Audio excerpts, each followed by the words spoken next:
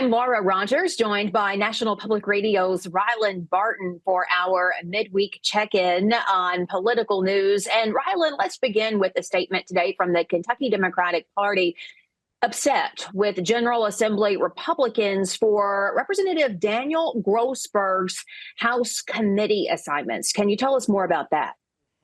Yeah, they're upset that he was assigned to a committee at all. So Representative Grossberg had been accused of sexual harassment. There had already been implications for this. He's been called to resign by the top leaders of the party, including Governor Andy Beshear, and he'd been stripped of his interim committee assignments as well. And so the Kentucky Democratic Party is saying that because Republicans, the Republican leaders of the legislature, had assigned him to committees, that they were making a political stunt here. We'll see where this goes, but for the moment, this means that he's going to be on these committees. He's going to still have a voice on big votes out on the floor, but he'll have a voice as well in these committees to decide what bills make it through the legislature. It's important to remember, though, Democrats are, have 20% of seats. They're in the super minority here, so it doesn't have too much sway to begin with, just by being part of the party. But it seems like a little bit of politics being played here, and Democratic leaders are calling out Republicans for it right now. And it is day two of the legislative session. What can you tell us so far about developments that have been made? So this is the odd numbered year session. It's a little bit slower than the even numbered year, which is when the big state budget gets passed. It's a little bit shorter, but there's still lots that could happen.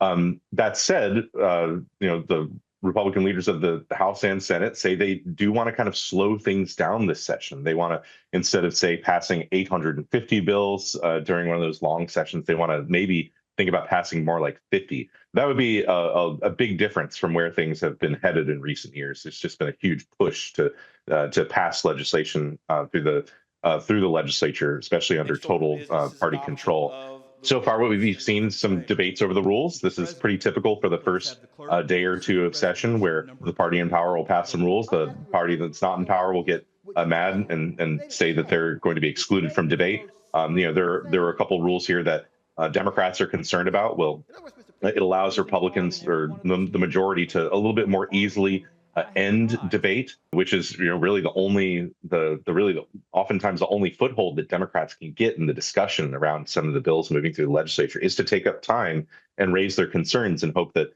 those messages are getting out to the public. So it'll be a little easier to stop those debates from happening. Granted, I do imagine this will happen in probably later on in session when things are starting to move a little quickly. But that's also when most of the bills pass, is later on in session, when they're getting up against a deadline there, and legislators start getting a lot more creative.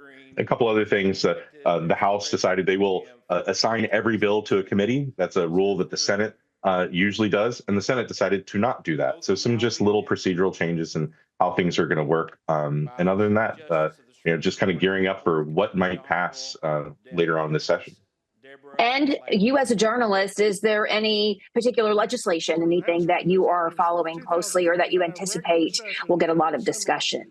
Well, I think the big one is going to be the decision to likely lower the state's income tax rate once more from 4% down to 3.5%. I know that sounds big and boring, but this is the primary way that the state treasury makes its money, the way that state coffers are filled so they can spend it on state services.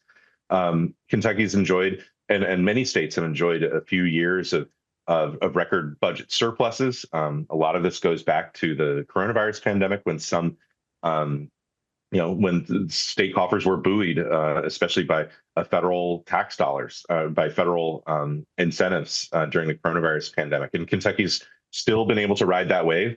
I think there is a question out there of how long that wave is going to last. We've started to see other states fall off, starting with the bigger ones. So big ones like California last year started to experience this, and we're starting to see it happen in some of the smaller states as well, that those sunny budget years aren't there anymore. And so some budget critics will point out, well, you might want to worry a little bit more about undercutting your state's main revenue source, the state income tax. So I imagine that discussion is going to happen a lot this session. And then a lot of the big culture war issues that are still very prevalent in the legislature and in legislative politics are going to come up. I think the discussion on whether or not to limit diversity, equity, and inclusion programs at higher education institutions will come up again. That's a bill that was proposed last year but didn't pass.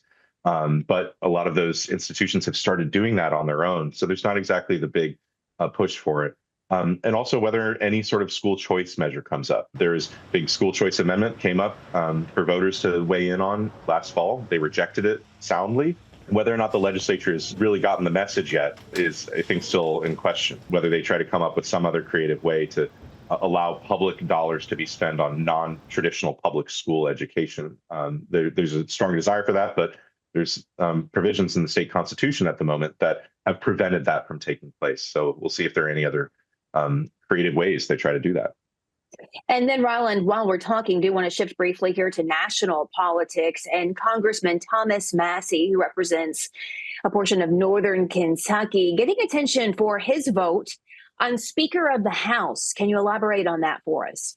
Yeah, Thomas Massie's really, he's in this new version of narrowly led by Republican House of Representatives. He's having quite a prominent role because he's coming out as one of the people who's not going to go along with what the majority necessarily wants to do. And he said that he would vote against Republican House Speaker Mike Johnson, said that he would rather have his fingernails pulled off than doing that. So he's really found himself a corner here, and I think he will continue to, because there's such a narrow control there that is, if he can, it's going to make a lot of the Republican leaders and a lot of the votes come down to what would Thomas Massie do, whether or not he will go along with those votes. We've seen U.S. Senator Rand Paul, sometimes the U.S. Senate has had to consider his vote in that way, or even previously Joe Manchin for Democrats, where that person who's right on the fringe of the party becomes that critical vote when things get really tight, when they're trying to pass a bill.